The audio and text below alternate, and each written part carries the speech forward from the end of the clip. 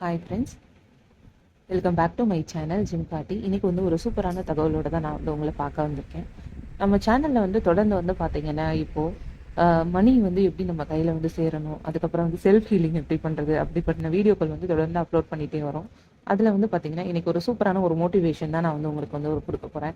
அது வந்து என்ன அப்படின்னு சொல்லி பார்த்தீங்கன்னா, அவமானம் தான் வந்து நம்மளோட புதிய பயணத்தோட தொடக்கம் அப்படின்னு சொன்னால் நீங்கள் நம்புவீங்களா? ஆமாங்க, அதை பற்றி தான் இன்றைக்கி நம்ம வீடியோவில் வந்து ஃபுல்லாக வந்து பேச போகிறோம். நம்மளை யாராவது வந்து இன்சல்ட் பண்ணாங்க அப்படின்னா நம்ம என்ன பண்ணுவோம், உடனே வந்து அதில் வந்து ஏதாவது செஞ்சுட்டு இருக்க அந்த வேலையை வந்து உடனே வந்து நம்ம மாற்றிடுவோம். அப்படி நம்ம மாறுற வேலை வந்து நம்மளுக்கு வந்து சரியாக அமையணும். அப்படி இல்லை அப்படின்னா வந்து நம்ம அதில் ரொம்பவுமே கவனமாக இருக்கணுங்க. அப்படிதான் இந்த அவமானத்தில் வந்து கூனி குறுகி அப்படின்னு நின்றக்கூடாது. எல்லா சாதிச்சவங்களுமே பார்த்தீங்க அப்படின்னா ஆரம்ப காலத்துல வந்து அவங்களுக்கு அடித்தளமா இருந்தது ஏதாவது ஒரு அவமானமா தான் இருக்கும். நீங்க நல்லா கவனிச்சு பாருங்க. அவங்க வந்து உயர்றதுக்கான படிக்கட்டுகள் வந்து இந்த அவமானத்திற்கும் ஒரு இடமா தான் இருந்திருக்கும். நம்ம அவமானப்படுத்துறவங்களை பார்த்து நம்ம எப்பவுமே வந்து பாதிப்படையக்கூடாது. அவங்களுக்கு நம்ம நன்றி தான் சொல்லணும். அது ஏன்னு சொல்றேன் கேளுங்க. அவமானம் அப்படிங்கிறது வந்து தோல்வி அப்படின்னு நம்ம எடுத்துக்கவே கூடாது. இது வந்து நம்மளுக்கு ஒரு இழிவும் கிடையாது. அதை வந்து நம்ம ஒரு லெசனா தான் எடுத்துக்கணும் எப்பவுமே. வெற்றியாளர்களுக்கு மட்டும் இல்லைங்க, தோல்விகளுக்கும் வந்து பாத்தீங்கன்னா இந்த மாதிரியான அவமானங்களுக்கு வந்து இடம் இருக்கு. உங்களை உருவாக்குறதுல வந்து பாத்தீங்க அப்படின்னா இந்த அவமானங்களுக்கு இடம் இல்லைங்க அப்படின்னு நினைக்காதீங்க. நம்ம வாழ்க்கையில வந்து மற்றவங்களை விட ஏதாவது ஒரு செயல்ல வந்து வேறுபட்டு சாதிக்கணும் அப்படின்னு இருக்கும்போது பல அவமானங்களை நம்ம சந்திச்சுதான் ஆகணும். உங்களோட குறைகளை சொல்லி மற்றவங்க வந்து இன்னைக்கு அவமதிச்சாலும் நாளைக்கு வந்து உங்களோட வெற்றியை பார்த்து பூரிப்படைஞ்சு நல்ல வார்த்தைகளையும் வந்து பாத்தீங்கன்னா அவங்க தான் வந்து சொல்லுவாங்க. ஆனா ஒன்றை மட்டும் நினைவுல வச்சுக்கலாம், நாம இவ்வளவு அவமானப்படுத்தின்றோமே அப்படின்னு சொல்லிட்டு சோர்ந்து மட்டும் உட்காந்துராதீங்க. அப்படி ஒவ்வொரு துறையிலும் வந்து அவமானப்பட்டவங்க உட்கார்ந்துருந்தாங்கன்னு வச்சுக்கோங்களேன், இன்னைக்கு வந்து நம்மளோட சொசைட்டில யாருமே வந்து சாதிச்சிருக்கவே முடியாது. இப்போ உருவாக்கி இருக்க இந்த வெற்றியாளர்களும் வந்து உருவாக்கி இருக்கவே மாட்டாங்க.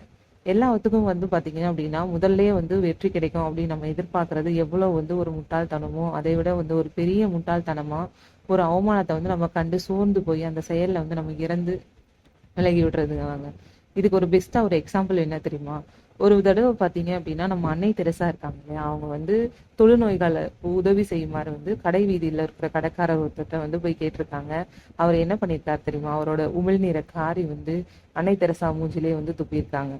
அந்த அவமானத்தை வந்து சகிச்சுக்கிட்டு அன்னை தெரசா என்ன சொல்லியிருக்காங்க தெரியுமா? இது வந்து நீங்க எனக்கு கொடுத்தது, ஆனா வந்து என்கிட்ட அடைக்கலம் புகுந்த நோயாளிகளுக்கு வந்து நீங்க வந்து உதவுங்க அப்படின்னு சொல்லி திருப்பி வந்து அன்பா வந்து கேட்டிருக்காங்க. அன்னை தெரசாவோட முகம் கோணாத அந்த தன்மையை பார்த்து அந்த கடைக்காரர் வந்து என்ன சொல்லியிருக்காரு, நிதி உதவியும் கொடுத்திருக்காரு. தன்னோட தவறுக்கும் வந்து ரொம்பவுமே வருத்தம் வந்து தெரிவிச்சிருக்காரு. நம்மளோட வாழ்க்கையில வந்து தவறுகள் அப்படிங்கிறது வந்து காற்றடிக்கும் போது அவமானம் போன்ற புழுதிகள் வந்து கிளம்பதான் செய்யும். நம்ம வாழ்க்கையில வந்து மற்றவங்களை விட ஏதாவது ஒரு செயல்ல வந்து வேறுபட்டு சாதிக்கணும்னா பல அவமானங்களை வந்து நம்ம சந்திச்சுதான் ஆகணும். அவமானங்கள் தான் வந்து பாத்தீங்கன்னா நம்மளோட வெற்றியோட முதல் படி அப்படின்னு நம்ம வந்து எண்ணிடணும்.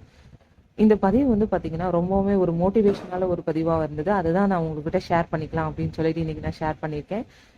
நம்ம எந்த விஷயத்தையும் கண்டு வந்து பாத்தீங்க அப்படின்னா நம்ம ஏதாவது ஒரு புதுசா ஒரு பிசினஸ் பண்றோமோ இல்ல புதுசா ஒரு சேனல் ஆரம்பிக்கிறோமோ அப்போ வந்து பாத்தீங்கன்னா நம்மள வந்து பலருமே வந்து கேலி வந்து பண்ணுவாங்க, அப்புறம் கிண்டல் பண்ணுவாங்க.